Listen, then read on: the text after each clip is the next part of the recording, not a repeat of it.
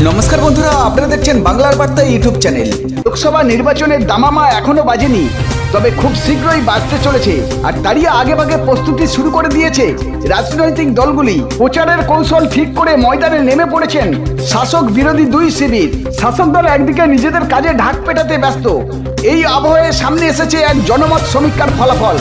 এখনই ভোট হলে বাংলায় জিতবে কে, তারই মাঝে লোকসভা নির্বাচনের দিনক্ষণ প্রকাশের আগে একাধিক নির্দেশিকা জারি করলো নির্বাচন কমিশন।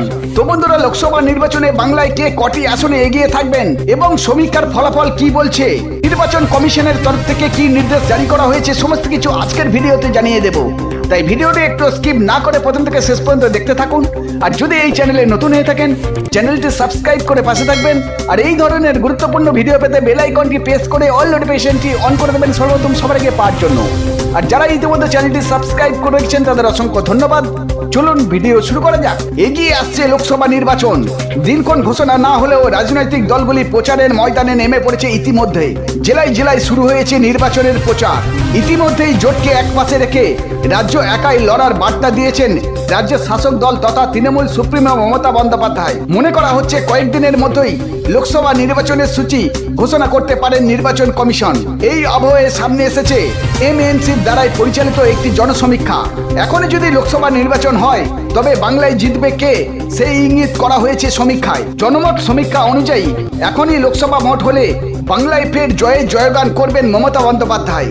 সমীক্ষা অনুযায়ী রাজ্যে 42টি লোকসভা আসনের মধ্যে তৃণমূল কংগ্রেস কমপক্ষে 26টি আসন পাবেন, বিজেপি পেতে পারেন 15টি আসন এবং কংগ্রেস আর বাম একটি আসন পাবেন।